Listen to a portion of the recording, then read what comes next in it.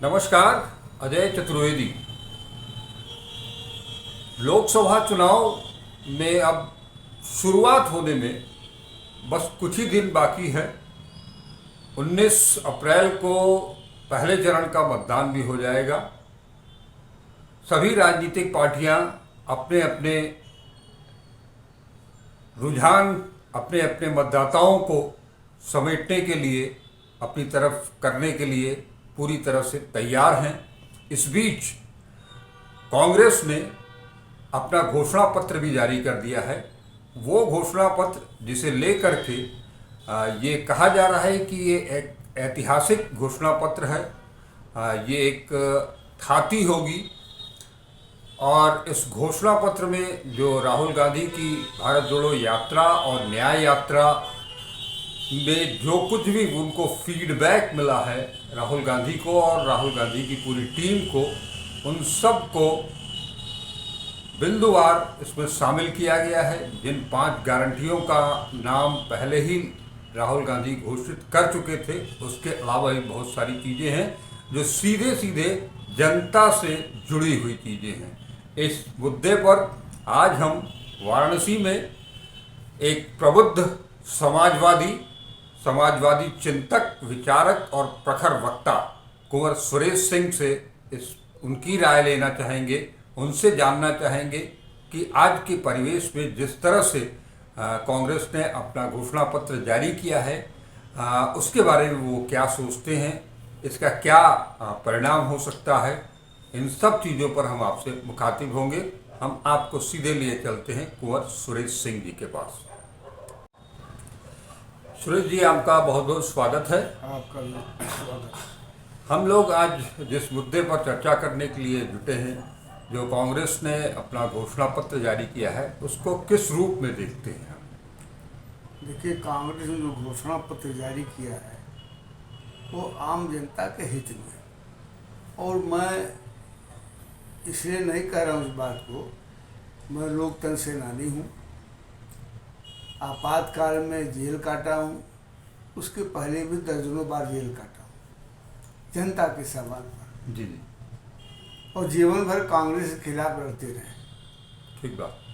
आज भी मैं कांग्रेसी नहीं हूँ जी, लेकिन राहुल गांधी में एक किरण की आशा दिखाई पड़ रही है कि देश बदल सकता है, तो राहुल गांधी बदल सकता है। ठीक बात। क्योंकि राहुल गांधी ने जो कुछ कहा उसको इम्प्लीमेंट किया 100%। और आप देख लीजिए, चाहे ये पुरानी पेंशन लागू करने का सवाल हो, जहाँ जहाँ उनकी सरकार है उसको लागू किया, दल के अंदर या दल के बाहर। और चूंकि उसकी इमेज को जी, भाजपा ने सुनियोजित तरीके से, जिस तरीके से खराब किया कि पप्पू है पप्पू है पप्पू है, और वो आदमी निराश नहीं हुआ। लड़ते लड़ते लड़ते आज राहुल गांधी नंबर 1 पर है। उस आदमी का किसी भी क्षेत्र में मोदी से कोई मुकाबला नहीं है। उनसे ज़्यादा पढ़ा लिखा है। झूठ उसकी सबसे बड़ी कमजोरी है, वो झूठ बोलना नहीं जानता। वास्तव में ये बहुत बड़ी क्वालिटी है। आप उसको आज के संदर्भ में कमजोरी और कह वो सकते आदमी हैं। जो कहता है, जैसे मुझको याद है कि एक तो उसका असेसमेंट सही है, जानकारी सही है। कोरोना के समय वो पहला आदमी था जिसने देश को आगाह किया इस देश में भयंकर बीमारी कोरोना आने वाला है, और भाजपाइयों ने उसका मजाक उड़ाया कि वो डर गया, लेकिन वो सत्य साबित हुआ। जी, उसने कह दिया कि मेरे परिवार में कोई अध्यक्ष नहीं बनेगा। सारी दुनिया, सारी पार्टी उल्टा टन गई, लेकिन उसने जो है समझौता नहीं किया, उसके परिवार का अध्यक्ष नहीं बना। वो कह रहा है कि जिसको मिठाई खाना हो भाजपा में चला जाए, जिसको लड़ना है वो मेरे साथ रहे। और आज वो गांधी, जयप्रकाश जी, लोहिया जी, चंद्रशेखर जी के रास्ते पर अगला चल रहा है। जनता के बीच में जो जाए, जनता के दुख दर्द को जो समझे। और मैं समझता हूँ कि ये काम जो उसने शुरू किया तो उसको भी लगा जनता से मिलने के बाद कि नहीं, इस देश को बचाने का रास्ता यही है लोगों के बीच में जाकर ही, लोगों के दुख दर्द को सुनकर ही, उनकी समस्या को समझकर ही आप देश को बचा सकते हैं। और देश में आज लोकतंत्र खतरे में है। लोग भले बहाना बना ले कि चुनाव हो रहा है, लोकतंत्र नहीं है तो क्या है। हमको आश्चर्य होता है कि ऐसे ऐसे लोग चुनाव लड़ रहे हैं। मैं अभी अचानक आपके आने के पहले मोबाइल पे देख रहा था, क्या नाम है जो हीरोइन है, जी, हिमाचल कंगना रनावत। वो कह रही थी कि देश के पहले प्रधानमंत्री सुभाष चंद्र बोस कहाँ है, उनका कहाँ पता है। मतलब उसको यही नहीं पता कि देश का पहला प्रधानमंत्री कौन था।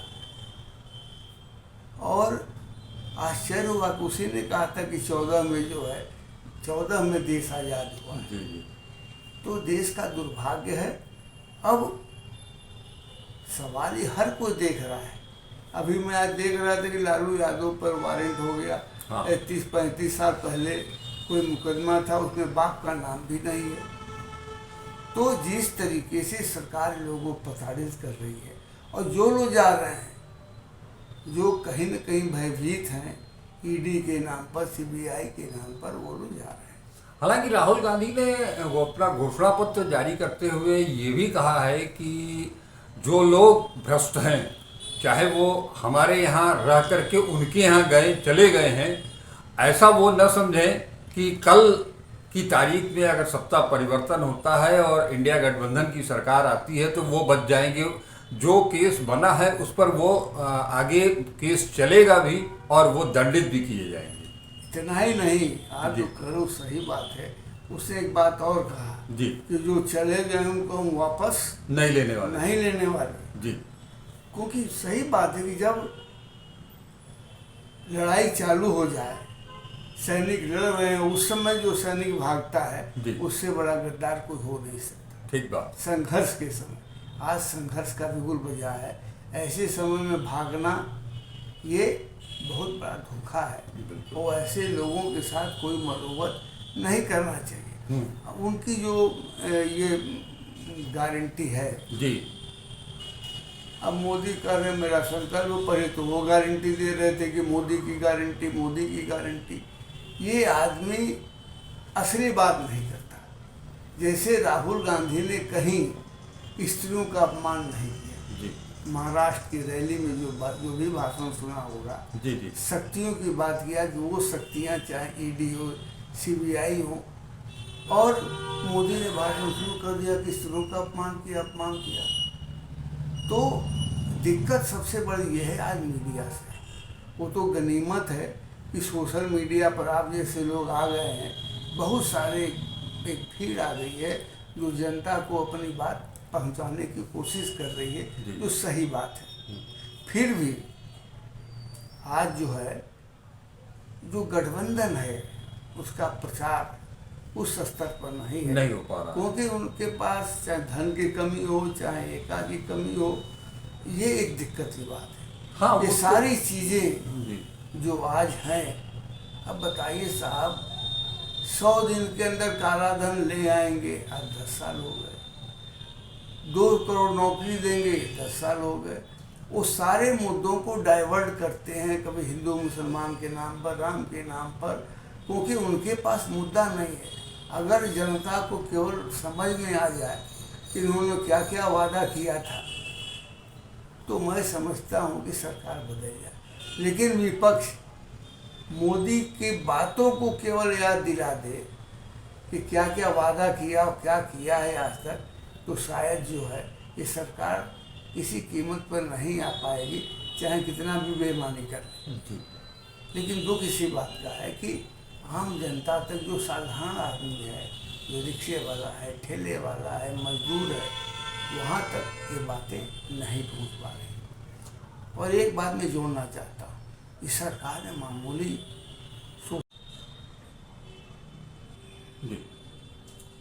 जिनकी उम्र 60 साल से ऊपर हो गई थी, उनको रेलवे में छूट मिलता था, हाँ, वो सब बंद हो गया।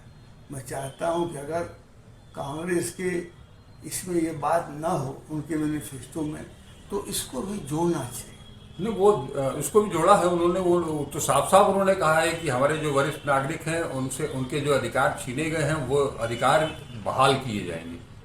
तो मैं समझता हूँ कि हमको केवल एक बात का विश्वास है कि अगर कांग्रेस की सरकार आएगी या इंडिया गठबंधन की सरकार आएगी तो स्वाभाविक रूप से जो है वो प्रधानमंत्री उन्हीं का बनना चाहिए, क्योंकि बड़ी पार्टी है। जी जी। अब मुझको याद है कि ममता बनर्जी ने और अरविंद केजरीवाल ने खड़गे का नाम प्रस्तावित किया था। हाँ। मैं समझता हूँ कि खड़गे को प्रधानमंत्री इंडिया गठबंधन को घोषित करना चाहिए, क्योंकि मैं समझता हूँ कि जो ये लोग पहले प्रचार करते थे कि चाय बेचता था, गरीब घर का हूँ, छोटी जात का हूँ, बहुत अपमान सहा है, तो अगर कंपेरिजन होगा तो खड़गे के आगे मोदी कहीं ठहर नहीं सकते। मोदी खड़गे तो हरिजन थे, पूरा परिवार दंगे में मार दिया गया, घर के बाहर थे, बच गए, किसी तरीके से जान बचाया। हरिजन होने के नाते आप भी समझते होंगे, हम भी समझ रहे हैं कि उस जमाने में हरिजन की क्या स्थिति होती थी। जी। उनसे ज़्यादा ज्ञान है, पढ़ा लिखा है और अनुभव भी कम नहीं है। तो इसलिए और एक सपना था समाजवादियों का कि देश का प्रधानमंत्री हरिजन बने। तो अगर ऐसा हो जाए और प्रचार हो जाए कांग्रेस, असल कमी जो है वो प्रचार की है। जो आम आदमी, जो गरीब आदमी, साधारण आदमी है, अनपढ़ आदमी है, वहाँ तक अगर प्रचार हो जाएगा तो मोदी को जाने से कोई रोक नहीं पाएगा। और मैं समझता हूँ कि नया भारत, राहुल गांधी की जो सोच है और जो डिटर्मिनेशन है कि जो कह देता है वो करता है, तो हमको विश्वास है कि देश बढ़ेगा। बिल्कुल सही कहा कुंवर साहब आपने। और जिन मुद्दों को लेकर के खास तौर पर हम राहुल गांधी की बात करेंगे। राहुल गांधी ने जो 10,000 किलोमीटर की यात्रा की और जन जन से वो मिले और उसका फीडबैक जो उनको मिला और उसके आधार पर उन्होंने अपना मैनिफेस्टो तैयार किया है। उन्होंने कहा भी है कि ये मैनिफेस्टो हमारा नहीं है, वो जनता का मैनिफेस्टो है, हमने केवल लिखा है। जी। और इसमें जिस तरह से वो युवाओं की बात करते हैं, महिलाओं की बात करते हैं, किसानों की बात करते हैं, मजदूरों की बात करते हैं और एक सामाजिक न्याय के संदर्भ में वो जाति जनगणना की बात करते हैं। उसके अलावा जो इलेक्ट्रोल बॉन्ड के माध्यम से जो सारी चीज़ें सामने आई हैं उसको भी उन्होंने बताया है अपने घोषणा पत्र के माध्यम से। और उन्होंने जो प्रेस कॉन्फ्रेंस की उसमें भी उन्होंने बताया कि वो पूरा उसमें हमको कहीं कुछ जाना नहीं है। इलेक्ट्रोल बॉन्ड के माध्यम से वो सारा काला चिट्ठा उनके पास ब्लूप्रिंट मौजूद है और अगर सत्ता बदली तो वो उसका भी इस्तेमाल होगा और जो लोग इसके दोषी होंगे वो कटघरे में आएंगे। इसी तरह से ईडी को भी उन्होंने जोड़ा है, सीबीआई को भी उन्होंने जोड़ा है और इनकम टैक्स को भी उन्होंने जोड़ा है, इलेक्शन कमीशन को भी उन्होंने जोड़ा है। अब उन्होंने बताया है कि किस तरह से विपक्ष को चुनाव एकदम से न लड़ने देने की स्थिति पैदा कर दी गई है। आप भी जान रहे हैं कि किसी को जेल भेज दिया जा रहा है तो कांग्रेस का पूरा खाता ही सीज कर दिया गया है। वो एक पैसा खर्च नहीं कर सकते हैं, वो हवाई जहाज से किसी को नहीं भेज सकते हैं, रेलगाड़ी से किसी से नहीं भेज सकते हैं, विज्ञापन के लिए उनके पास पैसा नहीं है। ये सारी स्थितियां हैं और लेकिन सब के बावजूद उन्होंने एक चीज साफ कही है जो अभी आपने कहा भी कि ये चुनाव आम चुनाव नहीं है, ये लोकतंत्र को बचाने का चुनाव है, ये संविधान को बचाने का चुनाव है। देखिए, ये बात तो सत्यपाल मलिक बहुत दिन से कह रहे हैं जी। जबकि वो भाजपा की तरफ से राज्यपाल थे। जी जी। लेकिन उन्होंने कह दिया हाँ। कि ये चुनाव जो है अगर आखिरी चुनाव है, ये चुनाव अगर नहीं बदलेगा, मतलब मोदी की सरकार नहीं गईगा, तो फिर दोबारा इस देश में चुनाव नहीं होगा, उसका स्वरूप बदल जाएगा।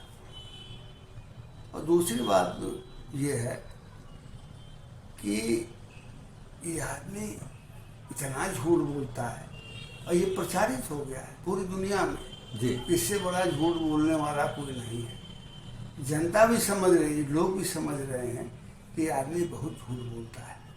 लेकिन जनता में एक सवाल बार बार लोग पैदा करते हैं कि मोदी नहीं तो कौन, पिछली बार यही चला।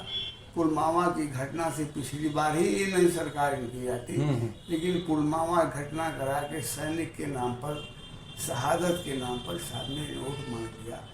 और हम भी कहते हैं कि पुलवामा के बाद जो हमला हुआ, अब देश का प्रधानमंत्री कहे कि मेरे कहने पर कि बादल के समय रडार नहीं पकड़ेगा। आश्चर्य होता है कि पढ़े लिखे लोग से कोरोना में क्या हुआ, ताली बजाइए थाली बजाइए, और डॉक्टर ताली बजा रहे थे। वो जानते हैं कि ये मर्ज है, ये रोग है, ये दवा से ठीक होगा, ऐसे ठीक नहीं होगा। और एक अंतिम बात मैं आपसे कह रहा हूँ, उसको लिख लीजिए। राहुल गांधी जो बोलते हों, अगर ये सरकार चली गई तो जो पीएम केयर्स फंड बना के देश की जनता के साथ जो धोखा किया, लोगों ने प्रधानमंत्री राहत कोष में पैसा दिया, जबकि वो ट्रस्ट में चला गया, और उसमें ट्रस्ट में आप आरटीआई से पूछ नहीं सकते। सरकार बदलेगी और जांच करा देगी, तो मेरा दावा है कि मोदी अमित शाह जेल जाएंगे, और फिर वो अगर जेल चले गए तो सीधे कब्रिस्तान ही और शमशान जाएंगे, वो फिर बाहर नहीं निकल पाएंगे, क्योंकि देश के साथ इतना धोखा, इतना भ्रष्टाचार किया है जिसके कोई इंतहा नहीं। बहुत बहुत शुक्रिया कुंवर साहब, आपने बहुत सारी चीज़ें बताई, बहुत अच्छी रही ये चर्चा। आपने अपना कीमती समय हमको दिया, हमारे दर्शकों को, इसके लिए हम आपको बहुत बहुत धन्यवाद देते हैं। और ये तय है कि सिर्फ जो एक बात आपने कही वही चीज़ खटकती है कहीं आज की तारीख में, कि वो सारी योजनाएं जो लेकर के और सारी गारंटी जो आम जनता से जुड़ी हुई चीज़ें बातें हैं, उनको लेकर के इंडिया गठबंधन और कांग्रेस, राहुल गांधी या मल्लिकार्जुन खड़गे साहब लेकर के चल रहे हैं। लेकिन इसका, इन सब बातों का जन जन तक पहुंचना बहुत ज़रूरी है। अगर ये कायदे से नहीं पहुंच पाया तो एक ज़रूर तकलीफ की बात होगी, संकट की स्थिति होगी कि इतना सब करने के बावजूद विपक्ष कुछ साफ अपनी बात को आम जन तक नहीं पहुंचा। और जनता में एक बात हो रहा है कि कुछ भी हो जाएगा मोदी इसलिए कि ईवीएम मशीन उनके पक्ष में है, ईवीएम से बेईमानी करते हैं, ये एक धारणा आम आदमी में है। इसलिए बहुत सारे वोट जो अबे करी भैया यही आएगा, तो चला हटावा इसी को दे दीजिए। सुप्रीम कोर्ट अगर ये फैसला अभी तो उसको टेकअप किया है, हाँ। अभी जाके किया है, देर किया जी। मैं समझता हूँ कुछ न करे। एक तो मैं अभी समझा कि हर जगह वीवीपैट नहीं लगा हुआ है मशीनों में, जी जी, पूरे मशीनों में जो लगना चाहिए, और नहीं तो पर्ची और मशीन दोनों की गिनती अगर करा दिया अलग अलग, तो पता लग जाएगा कि मशीन में किसको कितना वोट मिला, पर्ची में किसको कितना वोट मिला। तो मैं समझता हूँ कि जनता, और आज कोर्ट तय कर दे कि नहीं, आपको पर्ची और मशीन की गिनती का मेल कराना होगा, पूरी गिनती करानी पड़ेगी, थोड़ा समय ज़्यादा लग जाएगा। तो आपको अगर जना कॉन्फिडेंस है कि जनता आपके साथ है, तो आपको तो आगे बढ़ के कहना चाहिए। जी। सारे विरोध का पक्ष कहता है, आप तैयार नहीं होते, ये साबित करता कि कहीं न कहीं दाल में काला है। और अगर ये फैसला हो जाता, कोर्ट कर देती कि भले समय लगे लेकिन पर्ची की गिनती और मशीन की गिनती पूरी तरीके से कराइए, तो पता लग जाएगा कि वाकई इसमें बेईमानी है कि नहीं है। और मैं समझता हूँ इसका भी आम आदमी पर असर पड़ेगा जी। कि अब भैया ही गए, अब तो मशीन वाला काम खत्म इनका है। हालांकि एक उम्मीद तो बन रही है, क्योंकि सुप्रीम कोर्ट ने भी और ये तो कहा है कि अगर 4-5 दिन या समय लग सकता है, तो वो समय उतना महत्वपूर्ण नहीं है जितना कि लोकतंत्र में लोगों का विश्वास। तो लोगों में विश्वास पैदा हो, ये जरूरी है। इसलिए इन मशीनों और पर्ची की गिनती करा देनी चाहिए। लेकिन जहाँ तक हमको जानकारी है कि वीवीपैट ही पूरे मशीनों में नहीं है। जी। चलिए, ये एक इसका भी हम लोग इंतजार करेंगे, सुप्रीम कोर्ट इस पर क्या फैसला सुनाता है, चुनाव आयोग इस पर क्या निर्णय लेता है। बावजूद इसके एक उम्मीद की किरण निश्चित तौर पर आप भी मानेंगे कि राहुल गांधी और विपक्ष के सारे नेताओं ने मिल करके जो एक उम्मीद की किरण पैदा की है, उसका कुछ न कुछ तो असर जरूर होगा। या एक चीज और भी कहेंगे कि राहुल गांधी और कांग्रेस ये भी कह रही है कि ये जो 400 पार का नारा दे रहे हैं, कहीं ऐसी स्थिति भी बन रही है कि वो 180, 160 और 140 तक सिमट रहे हैं, इसीलिए वो 400 पार का नारा दे रहे हैं। हाँ, इसीलिए दे रहे हैं कि जनता भ्रम में रहे जी। कि यही आ रहा, अरे यही आएगा, ये लोगों के दिमाग में भरना चाहते हैं जी। कि यही आ रहे हैं, इसलिए बगावत करने की स्थिति। क्योंकि देखिए, त्रस्त तो व्यापारी हम जहाँ बैठे हैं, जिन व्यापारियों से बात करते हैं, सब परेशान हैं, लेकिन मन में भय है कि अगर ये नहीं गया और खुल के आ गए तो हमारा हश्र भी बुरा हो सकता है। आज तो मान लीजिए अभी चुनाव है, इसके बाद तो और बुरी स्थिति होगी इस देश के लोगों की, व्यापारियों की, सबकी स्थिति बहुत खराब होगी। कोई भी फिर विपक्ष में बोलने की हैसियत नहीं रखेगा। बहुत बहुत धन्यवाद आपका। हम लोगों ने एक अच्छी चर्चा